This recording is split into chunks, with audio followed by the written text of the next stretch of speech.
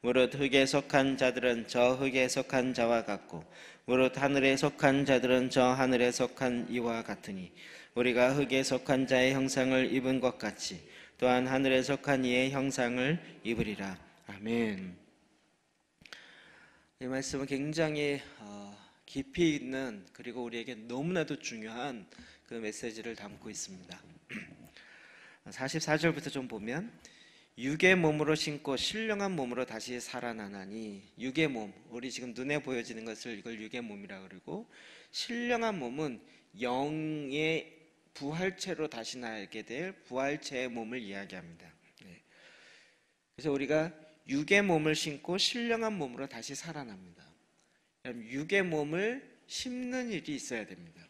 육의 몸이 그냥 끝나는 게 아니고요. 오늘 중요한 메시지인데 이 서론에서 이미 굉장히 중요한 이 키를 우리에게 주고 있습니다. 그래서 육의 몸이 심어져야 돼요. 이게 씨앗과 같이 심어지는 수고를 해야 된다는 거죠. 자, 육의 몸이 있은즉 또 영의 몸도 있느니라. 육의 몸은 뭐라 했죠? 우리 지금 눈에 보여지는 이 육의 몸도 있고 또 영의 몸도 있다고요? 몸이 있어요. 영의 몸은 뭘까요? 네? 속사람. 네. 속사람. 그렇죠. 속사람. 속사람. 네. 갑자기 맞죠. 속사람. 제가 생각하고 있는 거랑 다른 대답이었는데 그게 더 정답이 나와갖고 제가 아까 이미 얘기했거든요. 사실은 영의 몸은 뭐라고요? 부활체. 우리가 얘기하는 부활체. 그런데 그게 뭐라고요? 또 속사람. 자, 그러면 이게 둘이 어떤 관계인지를 설명하고 있어요. 45절. 기록된 바 첫사람 아담은 생영이 되었다. 첫사람 아담. 아담은 뭐가 됐어요? 살아있는 영이 됐어요. 하나님이 이 땅을 창조하셨을 때 다 피조물 창조하셨는데 영이 있는 존재는 인간이라고 그랬죠. 그래서 살아있는 영의 존재로 아담을 창조하셨어요. 그 자체만으로도 굉장히 너무 소중한 존재인 거죠. 그런데 마지막 아담은 살려주는 영이 되었나니, 마지막 아담은 누굴까요? 예수님이요. 예수님은 어떤 자가 되었어요? 살려주는 영이 되었어요. 그럼 이게 아담과 마지막 아담, 첫 번째 인간이었던 아담과 그리고 마지막 아담이라고 얘기하는데, 여러분 이건 사실은 우리 안에 동일하게 일어나는 두 사건과도 같은 맥락으로 이야기되고 있어요. 즉 우리의 육의 탄생은 뭐와 비교돼요? 지금 첫 번째 아담. 근데 내 영이 거듭난 석사람이 탄생하는 걸 뭐에 거듭돼요? 비유되는 거예요? 마지막 아담. 살려주는 영이 된다면, 이 크게 볼 때는 아담과 예수 그리스도 이렇게 되지만 우리 내면으로 볼 때는 지금 설명한 것처럼 되는 거죠. 그래서 46절. 그러나 먼저는 신령한 사람이 아니요, 육으로 난 사람은 살아있는 생명이지만 신령한 사람은 아닌 거예요. 육의 사람이요, 그 다음에 신령한 사람이라. 육의 사람이라는 거예요. 그리고 그 다음에 신령한 사람, 영으로 말미암은 사람, 그건 신령한 사람인 거예요. 첫사람은 땅에서 났으니 흙에 속한 자이거니와. 아담은 땅에서 나왔기 때문에 그 육의 몸은 어디에 속해 있어요? 흙에 속해 있어요. 세상에 속해 있어요. 우리 육신의 탄생은 어디서부터 나왔어요? 흙으로부터 왔어요. 그러니까 육의 욕망은 다 흙에 속해 있는 거예요. 둘째 사람은 하늘에서 나셨느니라. 둘째 사람은 누굴까요? 첫째는 예수님이죠. 그리고 또 둘째 사람, 우리 안에서는 누굴 얘기할까요? 우리의 속사람. 그렇죠? 내 거듭난 영. 그렇게 되겠죠? 그 영은 어디서 났어요? 하늘로부터 났다는 거예요. 무릇 흙에 속한 자는 저 흙에 속한 자와 같고 무릇 하늘에 속한 자는 저 하늘에 속한 이와 같으니. 자, 여러분, 흙에 속해 있으십니까? 하늘에 속해 있으십니까? 둘 다죠. 이제 막 머리를 돌리시면서 대답하시네요. 실제는 어디죠? 하늘에 속해 있는 자이죠. 네. 근데 그 하늘에 속해 있다라는 것은 어떻게 났다는 얘기예요? 네, 신령한 것으로 났다는 거예요. 우리가 내 영이 거듭날 때 육신의 어떤 노력으로 거듭난 게 아니라 하늘에 있는 영으로 말미암아 주님의 은혜로 주님의 선물로 거듭나게 되는 거죠. 자, 우리가 흙에 속한 자의 형상을 입은 것 같이 그렇게 하늘에 속한 자는 어떤 형상을 입어요? 하늘에 속한 이의 형상을 입으리라. 네. 지금 입었어요? 아직 안 입었어요? 안 입었어요. 부활 체례니까요. 입으셨으면 큰일 나요 지금. 근데 그때 어떻게 입느냐가 지금 내 육의 몸으로 어떻게 심어지느냐와 연결되어 있다는 거예요. 이건 너무 어마어마한 말씀인 거예요. 이 얘기가 지금 성육신의 성탄과 너무나도 긴밀하게 연관되어 있습니다. 자, 주님께서 이 땅에 오셨을 때 세례 요한이 예수님의 모습을 보고 이렇게 고백했습니다. 요한복음 1장 29절 시작. 아멘. 여기서 세상 죄를 지고 간다. 세상의 죄를 지고 가는, 이 영어 성경에 보면 take away 이렇게 돼 있어요. 세상의 죄를 가져가 버리는 혹은 제거해 버리는. 예수님을 어린 양으로 표현했는데 그 어린 양이 하신 일이 무엇이에요? 죄를 제거해 오셨어요. 죄를 어린 양이 가져가 버렸어요. 나의 죄인데 어린 양이 대신 가져가 버렸어요. 그래서 내 안에 죄를 제거하셨다는 거예요. 그럼 이것이 히브리서에는 또 이렇게 표현하고 있습니다. 9장 26절 시작.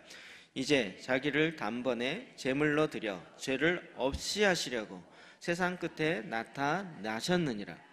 죄를 어떻게 하라고요? 없이 하려고요. 그러니까 지금 예수님께서 우리 가운데 오시는 이유는 무엇이에요? 죄를 없이 하려고요. 죄를 없이 하시려고요. 그럼 이것이 우리에게는 너무나도 큰 기쁨이고 축복입니다. 오늘 이게 조금 어려울 수 있어도 잘 이해하시면 엄청난 이 신비들이 풀어질 것입니다. 그럼 이것은 성경 전반적인 죄와 관련돼 있어요. 죄의 권세는 뭐죠? 죄를 잡고 있는 권세. 죄의 대가는 사망이죠. 오늘 고린도전서 15장 부활장이라고 이야기하는 부분에 이 사망을 향해서 이렇게 얘기해요. 읽어봅시다. 15장 55, 56절 시작. 사망아 너의 승리가 어디 있느냐? 사망아 너의 사망이 쏘는 것은 죄요. 사망이 쏘는 것은 죄요. 그런데 예수님이 어떻게 하셨어요? 죄를 가져가셨어요. 죄를 없이 하셨어요. 그러니까 사망이 쏠라 그러는데 쏠 수 있는 죄가 없어졌어요. 우리는 어떻게 돼요? 이 사망으로부터 그래서 안 죽어요? 영생교 나오셨습니다. 영원토록 안 죽어요? 우리의 육의 욕망은 어떻게 돼요? 육의 몸은 죽지만 육의 권세가 어떻게 됐어요? 우리를 다스릴 수 없게, 육의 권세가 나를 다스릴 수 없도록 그 죄를 가져가 버리셨어요. 그러니까 아무리 쏠라 그래도 죄가 없으니까 제거해 버렸으니 이제는 우리가 죄의 종로로 탈 자들이 아닌 거죠. 또 49절엔 이렇게 얘기하고 있습니다. 시작.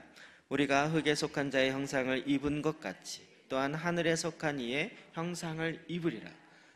하늘에 속한 자의 형상을 입으리라. 언제요? 언제요? 아까 얘기했던 부분이죠. 언제요? 입으리라. 입으리라.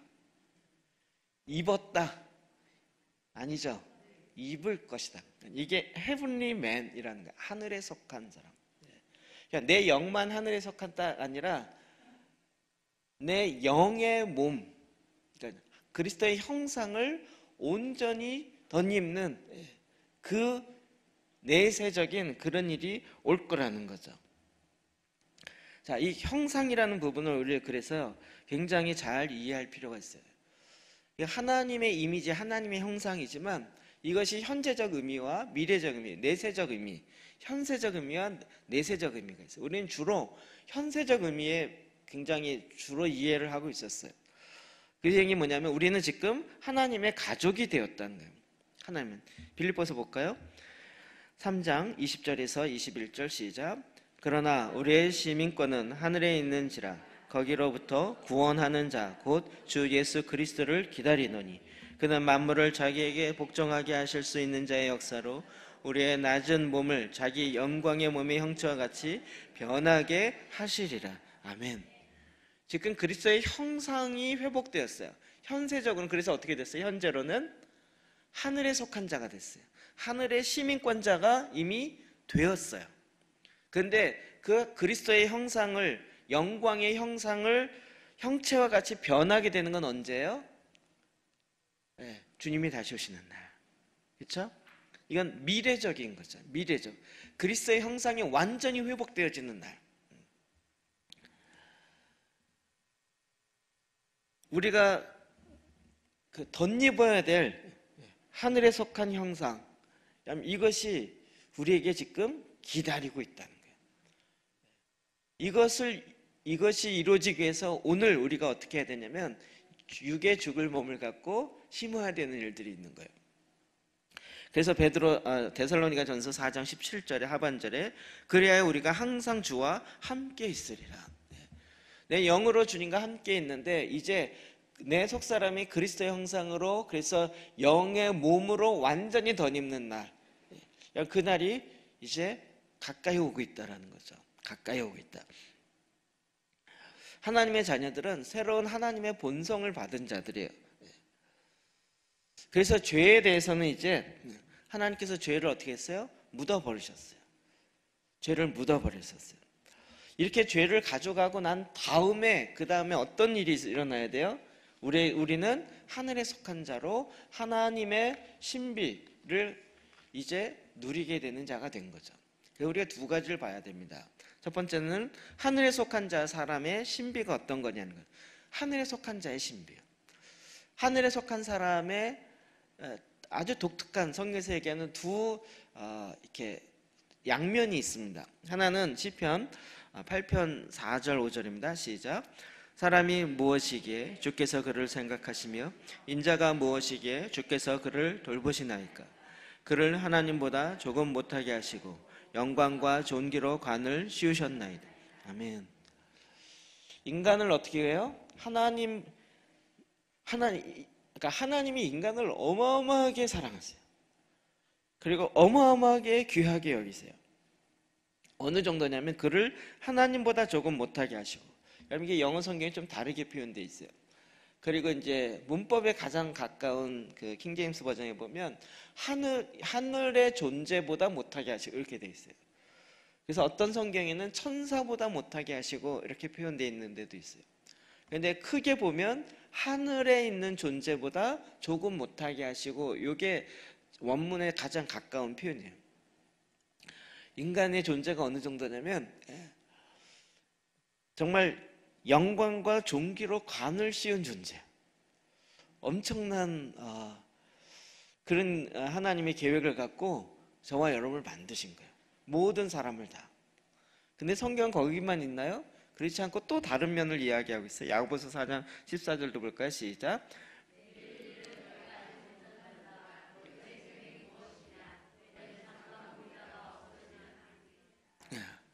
잠깐 보이다 없어지는 안개와 같은 인간의 모습입니다. 어찌 보면 이 두 개의 모습이 극단과 같고 모순처럼 느껴지는 거죠. 그럼 이 둘이 우리 가운데 있는 이유가 뭔가? 여러분 이것을 제대로 이해하기 시작하면 우리 가운데 있는 엄청난 이 두려움의 문제를 극복할 수 있습니다. 성경은 이 두 개의 그림을 우리에게 보여주고 있다는 거죠. 자, 요한일서 3장 2절 봅시다. 시작. 사랑하는 자들아, 우리가 지금은 하나님의 자녀라. 장래에 어떻게 될지는 아직 나타나지 아니하였으나 그가 나타나시면 우리가 그와 같을 줄을 아는 것은 그의 참모습 그대로 볼 것이기 때문이니. 아멘. 장래에 어떻게 될지는 아직 나타나지 않았어요. 아직 나타나지 않았어요. 눈에 보여지게 영의 몸으로 아직 나타나지 않았어요. 그런데 어떻게 될 것이라는 것은 대충 미루어서 알 수 있는 거예요. 어떻게요? 그가 나타나시면 우리가 그와 같을 줄을 아는 것. 주님이 나타나시면, 주님이 다시 임하시면 예수님과 같이 되리라. 왜요? 예수님이 죽고 부활하시고 부활체의 모습으로 다시 승천하시고 나서 다시 오시는 것. 우리도 그렇게 될 거라는 거예요. 그걸 안다라는 거죠. 여러분, 이것이 이제 우리에게 갖는 어떤 면에서 두 개의 딜레마와 같은 거예요. 왜 인간이 하나님보다, 영적인 존재보다 조금 못하게 하시고 영광과 관을 씌우셨는데 그의 이 땅에서 삶은 안개와 같이 잠깐 있다 없어지는 존재가 될 거예요. 이게 왜 이렇게 허무한 것처럼 느껴질 거예요. 근데 초대교회 영적 아비들은 이 해석을 거꾸로 했어요. 우리가 이 육의 몸이 영원히 오래오래 있는다는 얘기는 뭘까요? 육의 몸은 지금 뭐의 지배를 받아요? 죄의 지배를 받는 거죠. 그러니까 죄의 몸이 영원토록 살게 되면 어떻게 돼요? 죄의 지배를 영원토록 받게 돼요. 이거 빨리 끝나고 싶지 않으세요? 이게 하나님은 어떻게 끝나게 하셨어요? 안개와 같이 빨리 끝나게 하셨어요.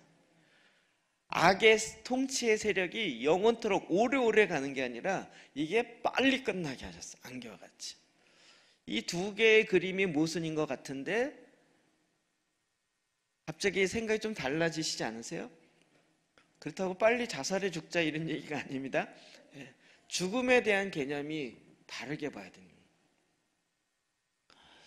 그래서 이제 그런 얘기 많이 합니다. 뭐 이렇게 연로해서 돌아가시는 분을 보면 참 이렇게 우리 인간이 참 어떤 면에서 미련한 것 같아요. 요즘은 뭐 의학적으로도 그게 참 어렵다 그래요. 제가 이 얘기 몇 번 한 것 같아요.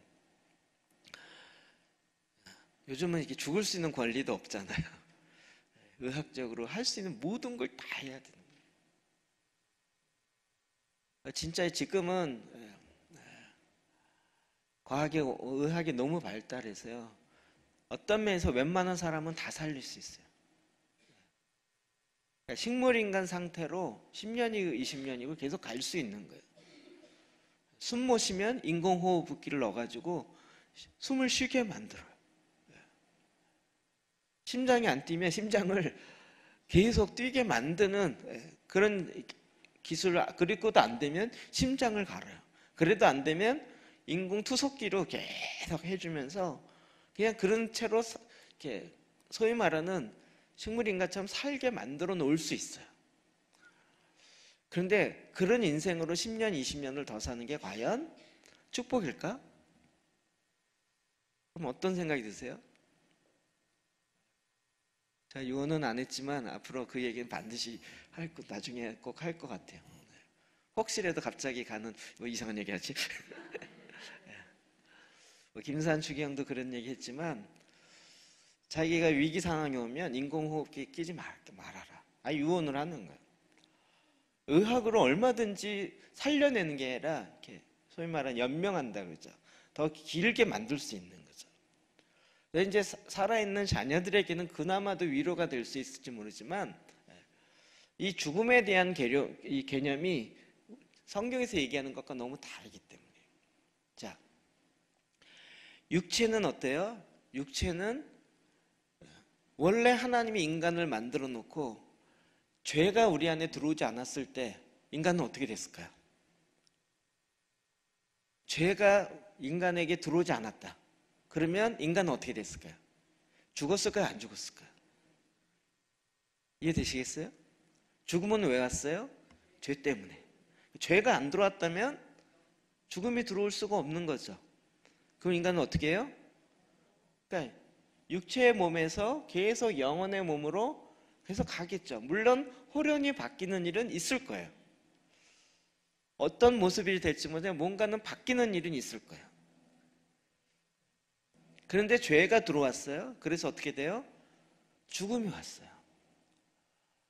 그래서 인간은 뭘 제일 두려워하냐면 죽음이 제일 두려운 거예요. 그런데 예수님이 오셔서 어떻게 하셨어요? 죄의 권세인 죽음의 문제를 가져가신 근본을. 그러니까 이제는 우리로 하여금 이 죽음의 문제를 새롭게 보게 된 거예요. 저도 이게 굉장히 마음에 확신이 드는 건 죽음은 더 이상 두려움이 아닌 거예요. 자꾸 두려우니까 그걸 직면하지 않아요. 두려우면 어떻게 돼요? 잊어버리려고 그래요. 다른 거. 그런 거 말고 좀 좋은 거, 기쁘고 즐거운 거. 그걸 자꾸 쫓아가요. 그러다 보니까 쾌락주의로 가는 거예요. 쾌락주의로 가다 보면 죽음을 잊고 살아요. 영원토록 살 거라고 생각하는 거죠. 계속 노세 젊어 노세 즐겁게 더 즐겁게 늙어지면 못 느나니 이러면서 더 쾌락주의로 가요. 이거를 조금 더 이렇게 좀 추론해 보면 우리가 죄를 범하지 않았으면 쾌락주의가 있을 수 있을까요? 쾌락주의가 왜 왔어요? 죽음에 대한 두려움 때문에 오는 거예요. 그러니까 죽음에 대한 두려움이 없을 때는 어떤 상태였을까요? 하나님을 기쁘게, 하나님을 영화롭게, 그러면서 그 자체가 얼마든지 쾌락주의가 아니라 그 자체가 기쁨으로 살았던 거죠. 그럼 나를 즐겁게 한다라는 것도 그런 면에서요 굉장히 큰 죄악 중에 한 가지예요. 이기적인 측면이라면. 이제 우리가 더 이상 이 죽음에 대한 두려움을 향해서 가지 않기 때문에 이제 우리는 죽음의 두려움으로부터 해방됐어요. 육체의 죽음에서 해방된 거 아닙니다. 육체는 안개와 같이 빨리 가는 것이 오히려 더 기쁨이라는 거 이해되시겠어요? 죄의 영향력에서 끝나는 거예요.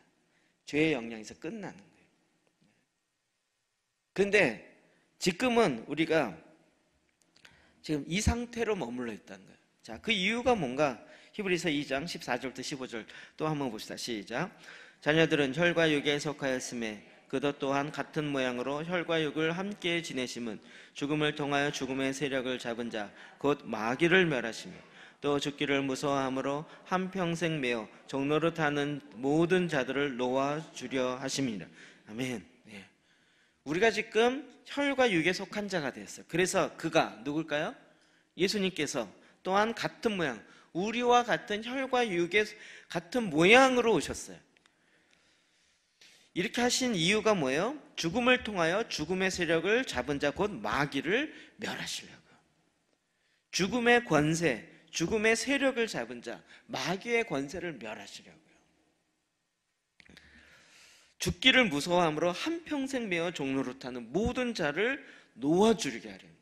아까 얘기했던 죄를 제거하기 위해서 오셨다라는 것과 같은 맥락인 거죠. 죽음이 두렵기 때문에 평생 죽음의 종노릇해요. 그러다 죽어요. 굉장히 미련한 거 같지 않으세요? 평생 죽음의 종노릇하다가 또 어쩔 수 없이 또 죽어요. 근데 우리는 이제 하늘에 속한 자, 하늘로부터 난 자들은 이 죽음의 권세로부터 우리를 그렇게 하려는 사단을 멸하시고 우리로 하여금 평생 종의 노예, 즉 죽음의 노예로 살고 있는 우리들을 놓아주게 하시려고 주님이 이 땅에 성육신하신. 그러면 그 목적은 이루어져야 되겠죠. 우리 안에 이루어져야 되겠죠. 우리가 이것을 모르는 바가 아니어야 된다는 거죠. 우리가 지금 얼마나 많은 영역에 있어서 사탄에 슬쩍 뿌려놓은 잡초 같은 것에 속고 있는지 몰라요. 。 . . . . . . . . . . . . . . . . . . . . . . . . . . . . . . . . . . . . . . . . . . . . . . . . 。 . . . . . . . . .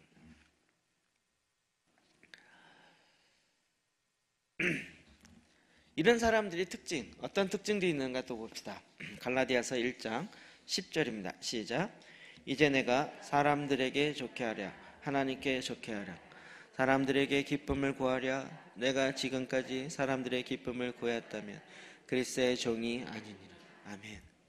이렇게 하늘로부터 하늘에 속한 자가 되었고 하늘에 신령한 것으로 다시 태어난 둘째 아담, 마지막 아담, 이런 자들은 어떻게 돼요?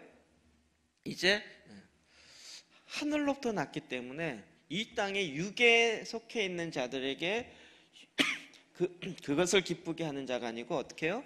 하나님 아버지를 기쁘게 하는 자가 된 거죠. 그래서 그런 특징이 자연스럽게 나타난다는 거예요. 하나님 우리로 하여금 하나님의 성품에, 신의 성품에 참여한 자가 되게 한 거예요. 그리고 이제 내 거듭난 속사람에서 어떻게 해요? 하나님의 성품이 나타나게 하는 거예요. 그럼 이게 하나님의 기쁨이 되는 거죠. 그리고 우리의 삶의 모든 목적은 계속 하나님을 기쁘게 하는 것에 포커스가 맞춰요. 사람을 기쁘게 하는 자들이 아니고요. 그래서 어떻게 됩니까? 에베소 2장 10절 시작. 우리는 그가 만드신 바라 그리스도 예수 안에서 선한 일을 위하여 지으심을 받은 자니 이 일은 하나님이 전에 예비하사 우리로 그 가운데 행하게 하려 하심이라. 아멘. 우리는 그가 만드신 바라. 에베소서 2장입니다.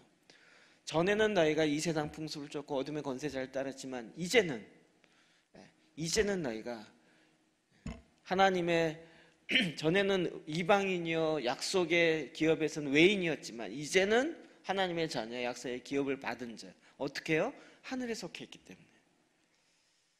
그러므로 이제는 어떻게 돼요? 하나님 우리를 계속 새롭게 만드셨어요.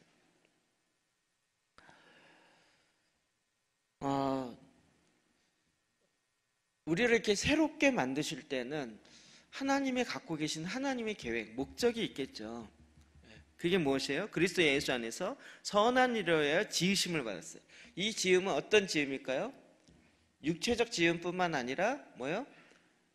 영에 속한 사람, 하늘에 속한 사람, 그리고 속사람도 계속 그렇게 지음을 받은 거죠. 이 일은 하나님이 전에 우리를 예비해서 우리로 그 가운데 행하게 하려 하십니다. 행하게 하려 하십니다. 자, 요즘에 고난에 대해서 이게 풀어지고 고난에 대한 이해가 확 되면서 그동안 고난이 있었던 많은 일들이 이게 저에게 막 상처고 힘듦이고 아픔이었는데 이 고난이 확 바뀌니까 이게 뭐가 됐어요? 날 만드시는 하나님의 작업이 되었고 그건 하나님의 사랑이 됐고 이게 하나님이 나를 축복하시는 게 돼버렸어요. 그렇게 안 느껴지세요? 저는 막 상처로 얘기했어요. 그때 말이야 누가 나를 괴롭혔고 누가 내가 안 됐고 뭐 내가 뭐 10년 동안 사역했는데 열매가 없었고 막 하나님 어떻게 그럴 수 있어 맨날 그렇게 불평 원망식으로 이야기했던 건데 이제 다시 주님이 나를 향한 하나님의 데스티니로 다시 회복되어지고 보니까 하나님께서 이렇게 만드셨어요. 제가 주일날 얘기했잖아요. 옛날에 했던 그대로 있었으면 절대 하나님의 이 일을 못한다고요. 인간의 열심 갖고 했지.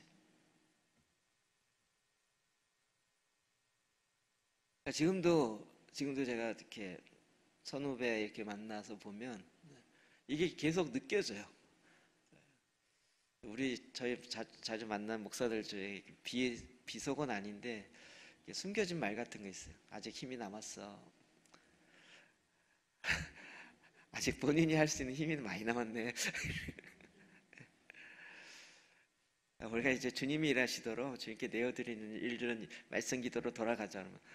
그게 뭐예요? 나 지금 할 게 많아요. 오늘도 전화했는데 영국에서 박사학위 받은 적인데 영어도 잘하고 그래서 뭐 정철 영어 선생이랑 뭐 연결을 쭉쭉 했어요. 요즘 어떻게 뭐 지내냐 했더니 뭐 영어 하면 또 이렇게 영국에서 박사학위 했으니까 제 속으로 아직 힘이 남았구나. 힘이 남았구나. 주여 영어 못하게 하신 주님 감사합니다. 못하게 한 게 아니죠. 제가 그걸로는. 그게 내 무기가 아니게 된 거죠. 네. 하나님께서 하나님의 일하심을 위해서 나의 속사람을 그리스도의 형상으로 만들어 가시는데 다 다른 형태예요. 하나님이 만드셨어요. 우리 이제 그걸 물어야 되고 그것을 발견해야 되는 거잖아요. 베드로전서 1장 18, 19절 봅시다. 시작. 너희가 알거니와 너희 조상이 물려준 헛된 행실에서 대속함을 받은 것은 은이나 금같이 없어질 것으로 된 것이 아니요 오직 흠없고 점없는 어린 양 같은 그리스도의 보배로운 피로 된 것이니라. 아멘. 네. 우리가 이렇게 새 영으로 말미암아 새롭게 거듭난 자는 어떻게 됐어요? 금이나 은으로 되어질 이 세상에 가치 있는 것으로 된 게 아니라는 거예요. 사실 그거보다 더 가치 있는 거라는 거예요. 금이나 은보다 훨씬 가치 있는 것. 사실 이런 용법이잖아요. 흠없고 점없는 어린 양 같은 그리스도는 보배로운 피로 된 것이다. 우리가 오늘 그리스도의 형상을 덧입고 그 형상으로 우리의 속사람이 자라가며 초대교회 유업을 받으며 시편기도, 보혈기도, 말씀기도, 초대교회 유업을 받고 전수와 전달과 지금 너무 어마어마하잖아요. 지금 제가 새벽기도를 동시에 늘 하기 때문에 이쪽에 DK 새벽기도 하는데 뭐 요즘에 막 이렇게 유행어처럼 자꾸 붙는 게 있냐면 주님 한국교회를 보혈기도로 하나 되게 하십시오. 한국교회를 보혈기도로 다시 일어나게 하십시오. 뭐 감히 이런 얘기를 막 해요. 보혈기도로 예수의 보혈기도로 한국교회가 완전히 새로워지게 하시고 보혈기도를 하나 되게 하시고 물론 보혈을 통해서 우리 자신도 회복되었지만 그 보혈이 하나만 내 영의 구원만 아니라 엄청난 하나님의 그게 파도 끝이 없이 나오는 하나님의 어마어마한 축복이라는 것을 우리가 아는 거죠. 여기는 엄청난 가치가 부여되었어요. 그 가치를 부여해서 나를 하나님의 속한 자로 또 하나님의 작품으로 만들어 가신다는 거죠. 그럼 이 엄청난 그 대가를 주님이 치르셨다는 거예요. 그러면 그 대가를 치러서 우리를 새롭게 만드시면 우리를 향한 하나님의 계획은 얼마나 있을까요? 그러니까 내가 나를 향한 계획보다 하나님이 나를 향한 계획이 더 엄청나다는 거죠. 부모가 자녀를 향한 계획보다 하나님이 걔를 향한 계획이 더 엄청난 거죠. 그러지 않을까요? 그러니까 우리는 어떻게 하든지 바로 이것을 알게 하는 거예요. 그래서 그 안에 계속 그런 특성들이 드러나요. 제가 보내온 글에 보면 이런 사람들에게는 하늘에 속한 사람들이 이런 특징이 있다라고 6가지를 이야기하는데 견고함이 있게 되며 세상의 영과 하나님 나라 사이에서 동요, 변동을 거듭하는 일이 없게 돼요. 세상과 하나님 왔다 갔다 하고 이러지 않고요. 견고하게 서요.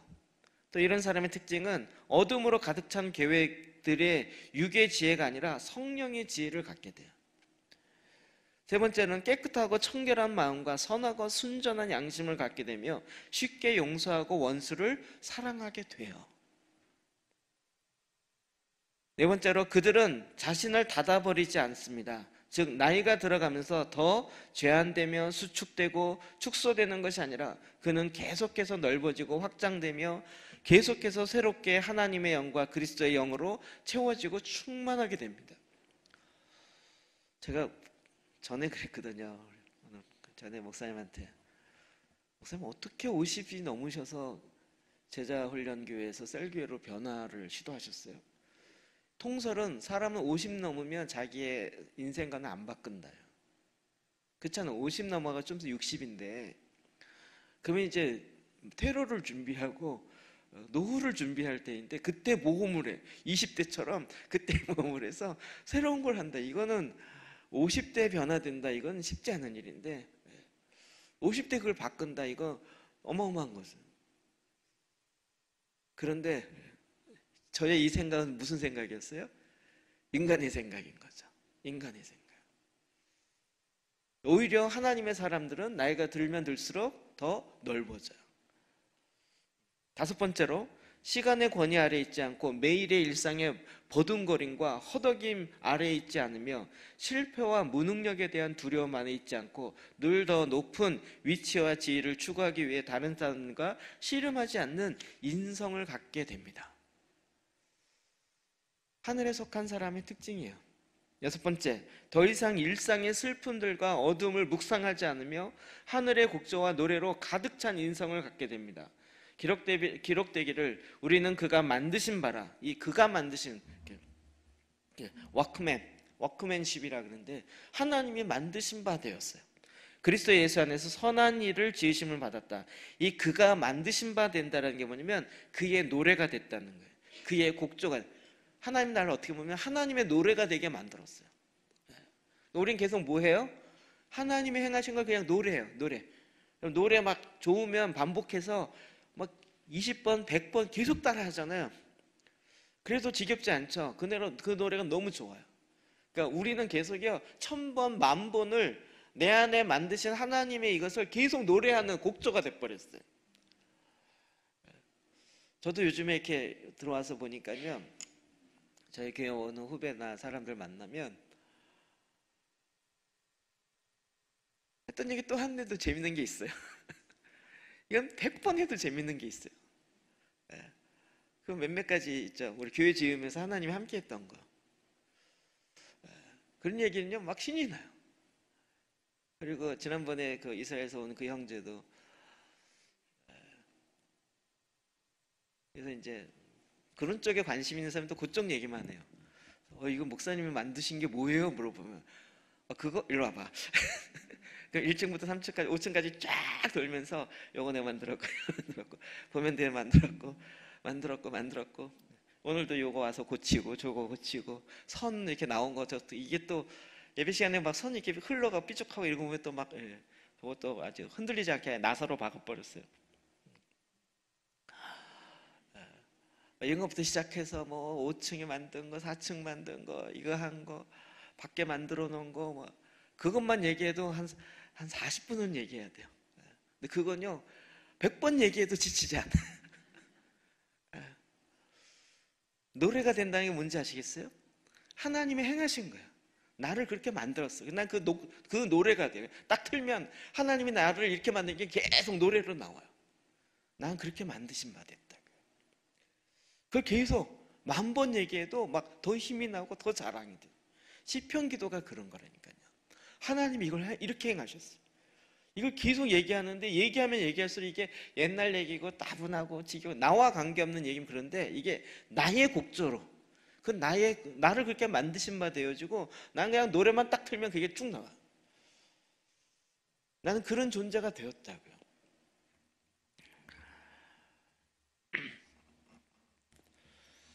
우리는 곡조, 노래 또는 시를 의미합니다. 그분께서는 우리를 하늘의 노래로 창조하셨기 때문에 우리는 우리의 시대 가운데 그분을 선포하고 여러 세대의 주님으로부터, 우리의 창조로부터, 그리고 생명의 근원으로부터 멀어지면서 생성된 슬픔과 비통의 무거운 유산을 멸할 수 있습니다. 이 세상의 무거운 유산, 비통하고 막 무겁고, 저는 요새 제가 이게 농담이 별로 안 좋은 것 같은데, 이렇게 전화하면 뭐 해요? 제가 뭐 하는지 궁금한 사람 되게 많아요. 맨날 그래, 놀아. 뭐 하고 놀아. 뭐 막 그냥 취미생활이 만드는 거야. 목회 안 해? 그러면 아니 만드는 게 목회지. 놀아. 근데 하나님이 일하시잖아요. 하나님이 일하게 하시잖아요. 그 영국 가서 박사학위 받은 친구는 지금도 막 자기 죽기 직전이래요. 아까 표현을 그렇게 해야 돼요. 죽기 직전이래서. 그래서 제가 속으로 해서 아직 안 죽었구나. 맞아 죽어야 되는데 그거 하나.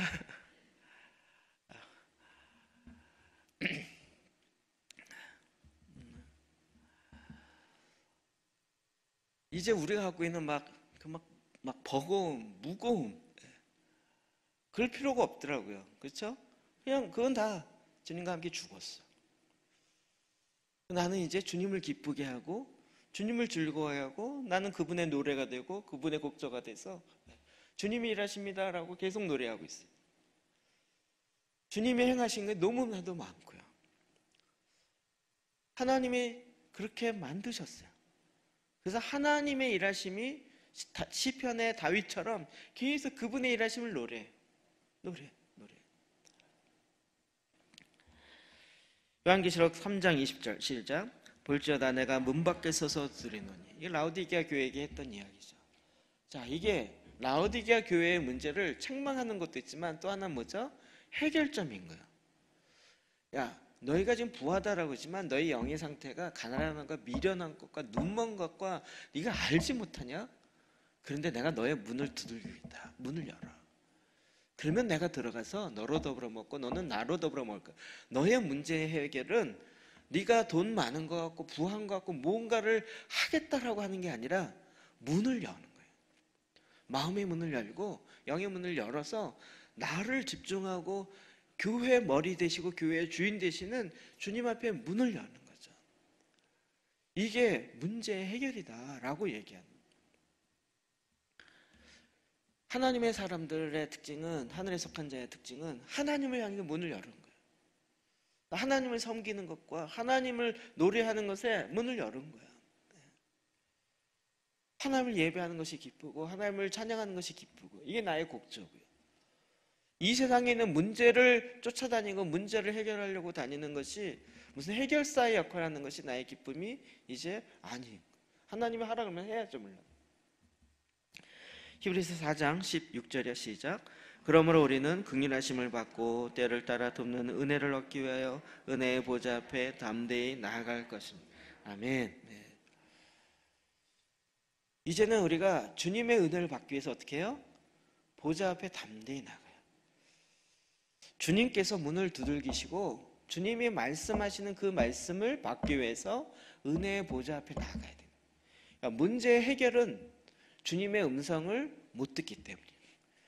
주님이 두들기고 계시는 소리를 못 듣고 또 들어도 문을 열지 않기 때문에 문을 열지 않는 이유가 101가지 100만 가지 이래서 안 열고 이래서 문 열고 이래서 문 열고 막 정말 99만 가지 100만 개 중에서. 그런데 문제 해결 방법은 오직 하나. 주님 앞에 문을 열면 주님이 오셔서 주님의 문제를 해결하시는 거예요.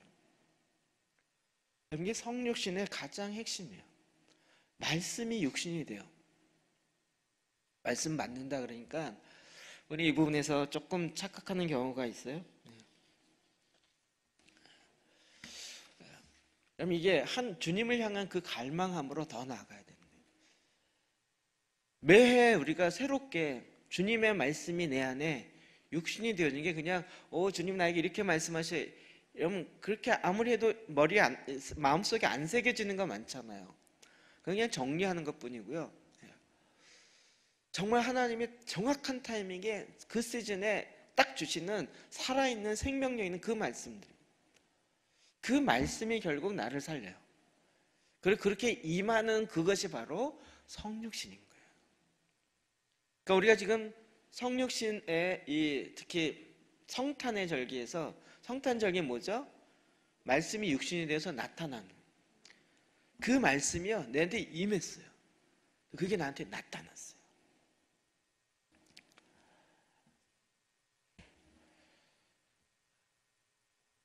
저는 이게 너무 감사한 거예요.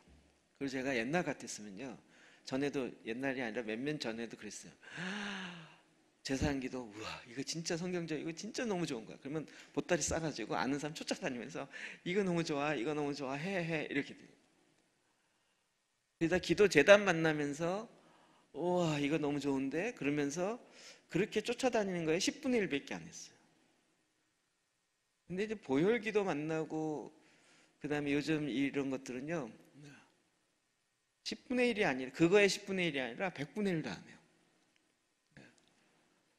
옛날 같았으면 지금요 한 1000배 이상 뛰어다니면서 책 나눠주고 이거 해야 된다 그리고 얘기하고 설득하고 엄청 있을 것 같아요. 그런데 저의 열심으로 되지 않는다는 걸 제가 알아요. 그리고 하나님이 일하시는 것과 하나님의 타이밍이 있다는 거 알아요. 사탄이 요즘에 그걸 이렇게 저를 시험해요.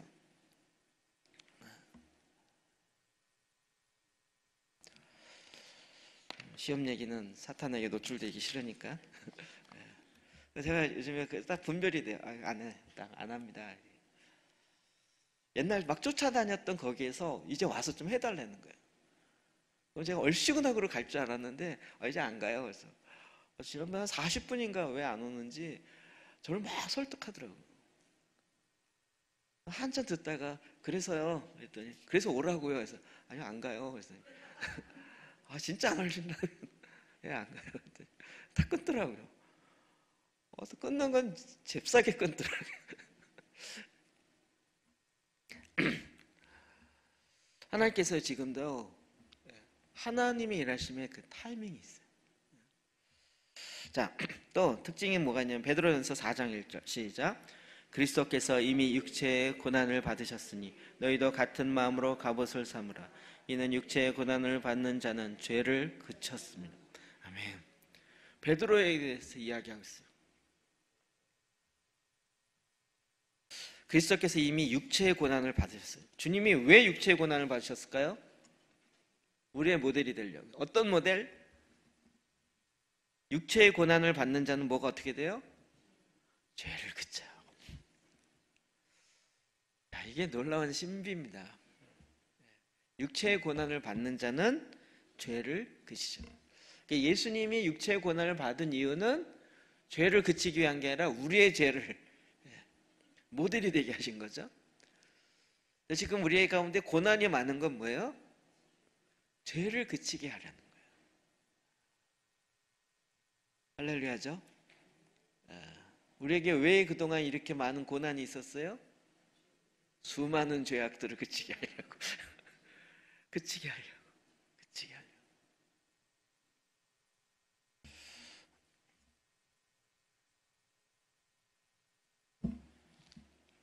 베드로전서 4장 1절이죠. 제가 메시지 성경을 읽어드릴게요. 예수께서는 여러분이 지금 겪고 있는 모든 고난과 그보다 더한 고난을 겪으셨으니 여러분도 그분처럼 생각하는 법을 익히십시오. 여러분의 고난을 전에 늘 자기 마음대로 살려고 하던 죄악의 옛 습관을 끊는 기회로 삼으십시오. 그렇게 할 때 여러분은 자기 욕망의 압제 아래에 살기보다 하나님께서 원하시는 삶을 추구하면서 자유롭게 살아가게 될 것입니다. 육체의 고난이 어떻게 돼요? 우리로 하여금 죄의 욕망을 끊게 해요. 그리고 하나님을 향한 갈망으로 더 가게 해요. 할렐루야죠? 왜 우리 어떤 사람은 그런 질문한 것 같아요. 왜 갈망이 안 일어납니다. 내 안에 갈망이 없는지를 알겠는데 하나님을 더 알고 싶어하는 갈망 자체가 없습니다. 굉장히 위험한 발언인데 조만간 어떻게 될 것 같아요? 하나님 갈망을 응답해 주실 것 같아요. 갈망을 갖도록. 그 갈망은 언제 나타나요? 육체의 고난이요. 육체의 고난을 통해서 전에는 죄를 너무 즐기고 있어요. 죄를 안 짓기 원하는 줄 알지만 육체의 욕망이요 정말 죄를 너무 사랑해요. 보면 볼수록 사랑하고 있습니다. 주님이 오셔서 이 죄를 높게 만들까 봐 두려워하는 거예요. 거꾸로 보면. 그런데 이제는 주님께서요 육체의 고난을 통해서 주님을 향한 그 갈망 그리고 죄를 그치게 만드는 베드로전서 4장 13절 14절 시작. 오히려 너희가 그리스도의 고난에 참여하는 것으로 즐거워하라. 이는 그의 영광을 나타나실 때 너희로 즐거워하고 기뻐하게 하려 함이라. 너희가 그리스도의 이름으로 치욕을 당하면 복이 있는 자로다. 영광의 영 곧 하나님의 영이 너희 위에 계심이라. 아멘. 육체의 고난이 어떻게 돼요? 그리스도의 고난에 참여하는 것으로 즐거워하라. 이제 우리가 여러분 고난을 즐거워하는 거 아니에요? 고난, 내 죄의 대가로 인한 고난을 즐거워하는 것이 아니라 이제는 그리스도의 고난에 참여하고 있어요. 거꾸로. 이것도 메시지 성경을 읽어보면 13절 친구 여러분, 사는 것이 참으로 힘들더라도 하나님께서 일하시지 않는다고 속단하지 마십시오. 오히려 그리스도가 겪으신 고난의 한가운데 여러분이 있게 된 것을 기쁘게 여기십시오. 이 고난은 영광이 임박할 때 여러분이 통과해야 하는 영적 재련의 과정입니다. 이게 표현이 아주 영적 재련의 과정입니다. 너희를 즐거워하고 기뻐하게 하려 하십니다. 전에도 얘기했지만 그래서 나중에 지나고 나면 우리 옛날 얘기 때 다 무슨 얘기예요? 고난 힘들었던 얘기하죠. 지금은 그 고난에서 고난이 끝난 것도 있지만 그 고난을 통해서 뭘 얻게 돼요? 더 영원한 생명을 얻게 되고 주님께서 일하신 걸 얻게 된 거죠. 우리가 웬만한 고난 아니면 이런 이런 생각과 접근을 하는 인간들이 아니라는 거 저와 여러분 다 인정하시죠? 막 깨달아갖고 이게 깨달은 거구나 이리로 바꿔야지 이래서 막 훅 바꾸고 이런 인간 별로 없다는 거 아시죠? 그럴 것 같았으면 깨달은 많은 사람들 다 바꿨죠. 또 17, 18, 19절 시작. 하나님의 집에서 심판을 시작할 때가 되었나니 만일 우리에게 먼저 하면 하나님의 복음 순종하지 아니하는 자들은 그 마지막은 어떠하며 또 인간의 의인이 겨우 구원을 받으면 경건하지 않은 자와 죄인은 어디에 서리요. 그러므로 하나님의 뜻대로 고난을 받는 자들은 또한 선을 행하는 가운데 그 영혼을 미쁘신 창조주께 의탁할지어다. 아멘. 하나님의 집에서 심판이 시작할 때가 되었나니 하나님의 집에서 심판이 여러분 그 충분히 이해하시죠? 주님이 오셔서 그 보좌에서 심판이 시작돼요. 근데 누구 먼저 할까요? 누구 먼저예요? 믿는 자 먼저예요? 믿지 않는 자 먼저예요? 우리가 먼저예요. 믿는 자가 먼저예요. 우리에게 먼저 하면 하나님의 복음을 순종하지 않은 자 그 마지막은 어떠하겠느냐. 근데 먼저 받는데 의인들은 어떻게 구원받아요? 의인이 겨우 구원을 받으면 의인들이 겨우 구원을 받아요. 부끄러운 구원. 성경에 있는 표현대로. 여러분 속사람 하면 할수록 뭘 느끼세요? 태어났나 이거 고민스럽죠? 제3의 탄생. 잉태되는 것 같은데 저는 잉태만 되면 난 구원받았고 난 천국 가고 잉태만 되면 다 된다 생각한 거였죠. 그런데 보니까 인터넷했는데 출산이 아직 안 됐어. 출산 아직 안 된 지 20년 됐고 30년 됐다 이거죠. 출산해서 안 자란 게 아니라 출산이 안 된 상태로 20년 되고 30년 됐다는 거죠. 제가 속사람 설교를 다시 해야 될 것 같은 생각이 많이 들어요.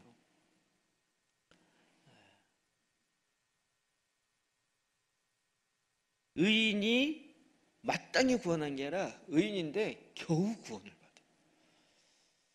잉태는 했어요. 근데 출산 안 된 상태로 그냥 그것도 구원의 은혜라고 막 견디고 있었어요.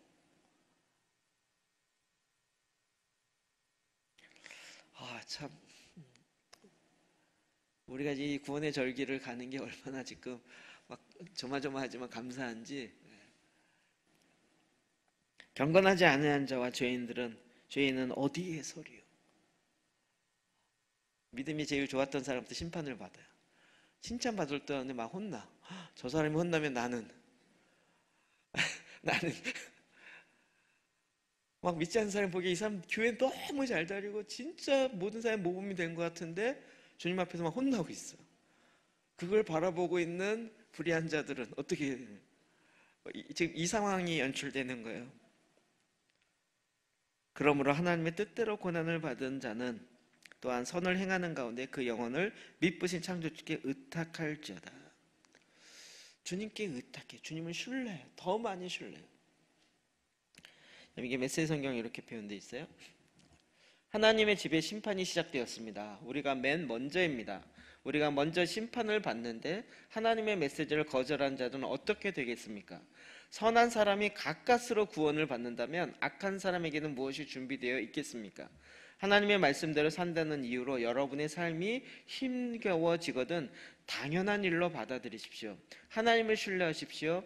하나님께서는 자기의 일을 잘 알고 계시니 계속해서 그 일을 이루실 것입니다. 하나님을 신뢰하십시오. 하나님을 더 신뢰하십시오. 우리가 이 땅에 있는 동안 지금 고난 가운데 어떻게 해요? 내 자신을 더 하나님을 신뢰하는 쪽으로 가는 거예요. 나를 신뢰하는 게 아니라. 그러니까 지금 힘이 남아있는 사람들은 뭘 신뢰해요? 자기의 할 수 있는 뭔가 그 남아있는 할 수, 뭐 영어 잘하는 거, 뭐 잘하는 거, 뭘 이것저것을 하고 있어요. 물론 그걸 통해서 하나님이 귀하게 쓰실 수 있죠. 근데 하나님보다 그게 더 신뢰가 되어지면 거꾸로 그게 문제가 돼버리는. 우리가 주님의 이 일들을 감당하면서 이러면서 오는 고난들이 있어요. 오해도 있고. 그러면 그럴수록 어떻게 하라고요? 하나님을 더 신뢰하고 그 고난을 통해서 우리에게 뭐가 더 오는 거예요? 우리의 속사람이 더 성장하기 시작하고 주님을 향한 갈망이 일어나고 죄가 끊어지기 시작하고 주님을 향해서 더 믿음의 성숙함으로 나아가기 시작합니다. 할렐루야죠. 이 정도면 우리도 이거 해야 될 것 같은데. Welcome to suffering. 고난이여 내가 환영합니다. 이게 좀 될 것 같은 손이 자꾸 올라가려고 하는데.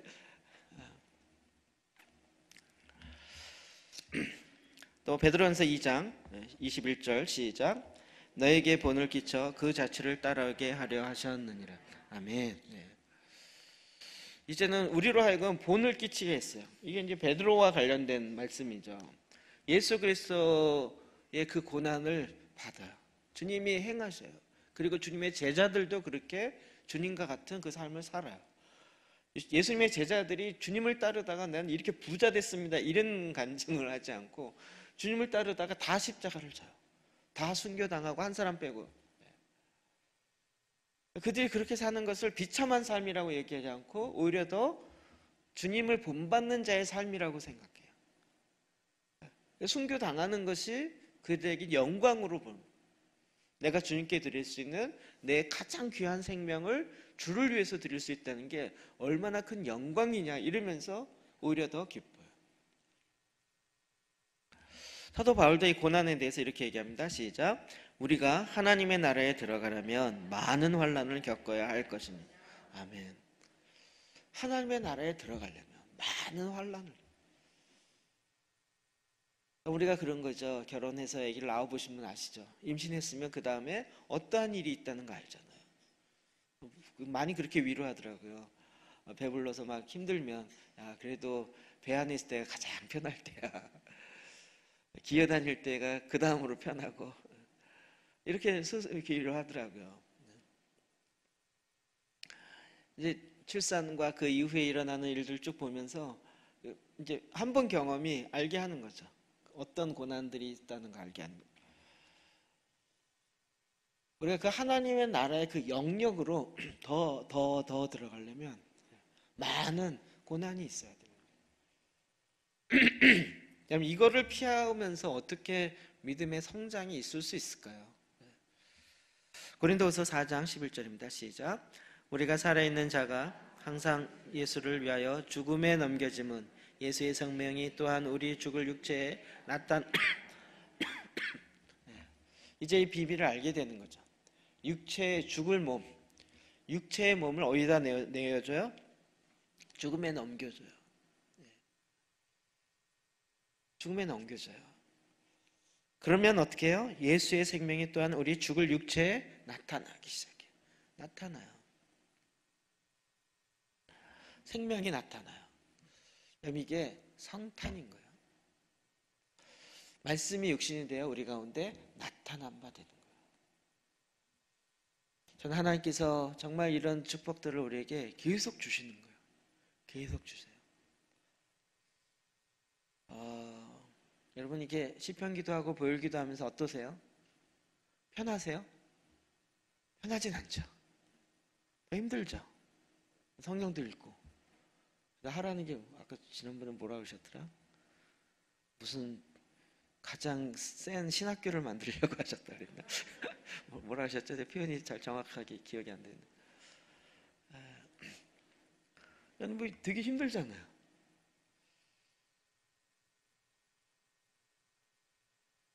근데 희한하게도 그렇게 힘든데 왜 안 도망가고 계세요? 힘든데. 어찌 보면 이렇게 뭐랄까 거꾸로 편하게 더 갈 수 있죠. 제가 편하게 가는 걸 모르는 바 아니라고 계속 말씀드렸죠. 저도 뭔가 좀 해보고 싶어. 편하게 가는 걸 안다는 걸 증명하고 싶어요, 자꾸.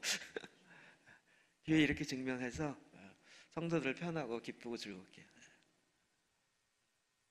아니, 매주 삼겹살 파티하면 어떨까요? 회복의 동산교회는 점심이 삼겹이더라. 그래서 식사 예산을 왕창 늘려놓고 점심마다 삼겹이 지겨우세요? 오겹으로 갈까요?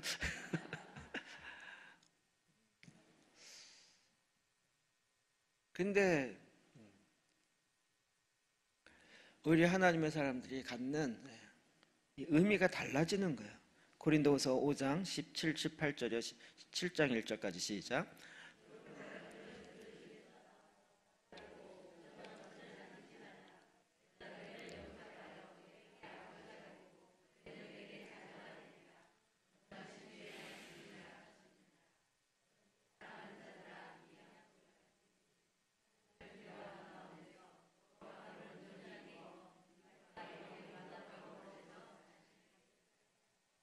아멘. 메시지 성경 읽어드리면 하나님께서 그것을 이렇게 말씀하셨습니다. 우리 각 사람은 하나님의 거하시는 성전입니다. 하나님께서 그것을 이렇게 말씀하셨습니다. 내가 그들 안으로 들어가 그들 가운데서 살겠다. 나는 그들의 하나님이 되고 그들은 내 백성이 될 것이다. 그러니 타락과 타협의 행위를 그만두어라. 영원히 그만두어라. 너희를 타락시키는 것들과 어울리지 말라. 나는 너희가 나하고만 있기를 원한다. 나는 너희에게 아버지가 되고 너희는 나에게 아들, 딸이 될 것이다. 주 하나님의 말씀이다. 사랑하는 친구 여러분, 이와 같이 우리를 이끌어주는 약속을 받았으니 안에 있든 밖에 있든 우리를 더럽히거나 우리의 주의를 흐트리는 것과 관계를 깨끗이 끊어버립시다. 우리 삶 전체를 하나님을 예배하기에 합당한 성전으로 만듭시다. 주님이 거하는 것, 더 거하는 것, 이 뭐가 될까요? 온전한 그리스도의 성전이 되는 것. 내 몸이 주님이 완벽하게 거할 수 있게. 그게 바로 영화죠. 속사람에 나오는 정결화라고 이야기하는 부분이죠.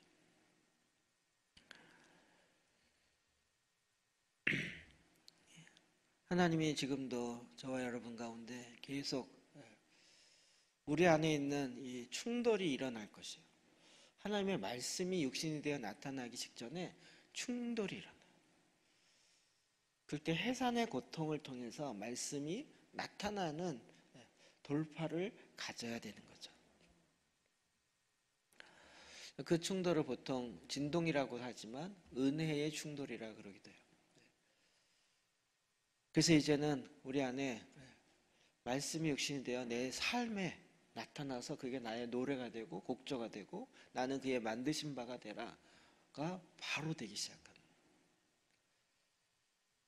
제가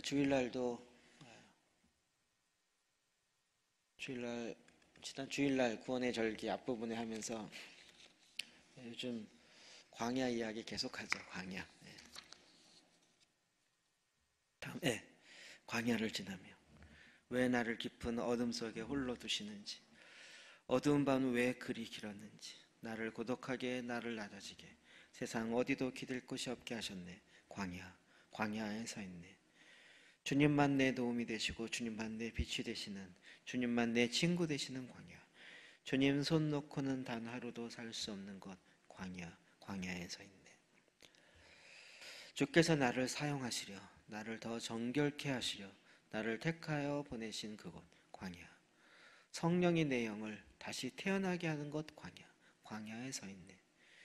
내 자아가 산산이 깨지고 높아지려 했던 내 꿈도 주님 앞에 내어놓고 오직 주님 뜻만 이루어지기를, 나를 통해 주님만 드러나기를 광야를 지나며. 성육신, 성탄이 말씀이 육신에 나타나면서 네, 우리는 광야를 건너겠습니다. 우리는 약속의 땅 가나안에 들어가겠습니다. 우리는 사랑과 승리와 부활의 노래를 부르겠습니다. 우리의 하나님의 하늘에 속한 형상을, 우리는 하늘에 속한 형상을 잊겠습니다. 우리가 이 땅에 있는 동안에 이 여정이, 죄송합니다.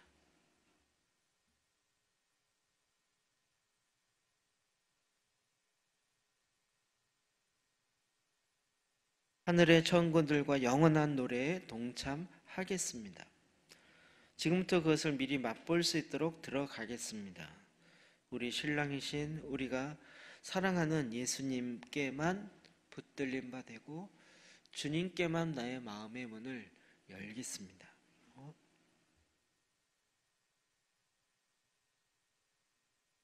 그분은 우리와 동행할 것입니다. 영원토록 동행할 것입니다. 옛것을 벗고 새것을 입읍시다. 우리를 창조하신 하늘의 곡조가 됩시다. 우리의 세상과 세대 가운데 그분을 선포합시다. 하나님께서 원하시는 변화를 가져오도록 합시다. 그 변화는 하나님 나라 백성의 책임입니다. 우리가 이 땅에 있는 동안 우리가 해야 할 것입니다. 그래서 성탄이 진정한 성육신의 절기가 되게 합시다. 이 시대에 성탄절이 타락됐느니 뭐 이런 얘기 그만하고 내 안에 성육신의 절기가 되어서 말씀이 육신되어 나타나게 하면 되는 거죠. 그래서 성육신의 은혜가 하늘의 옷이 될 것입니다. 이 모든 것은 하나님의 영광을 위한 것이 될 것입니다. 이렇게 아박사님이 지으셨어요. 우리도 기도하십시다. 그리고 노래하십시다. 그의 만드신 곡조가 되어서 주님이 이렇게 만드셨습니다. 주님이 이걸 행하셨습니다. 라고 주님의 만드신 것을 나타내는, 그리고 그것이 나타나지 못하도록 막고 있는 것을 고난을 통하여, 이제 내가 오히려 고난 가운데서 더 주님을 향한 열망으로 열정으로 나아가도록 깨어서 기도하십시다.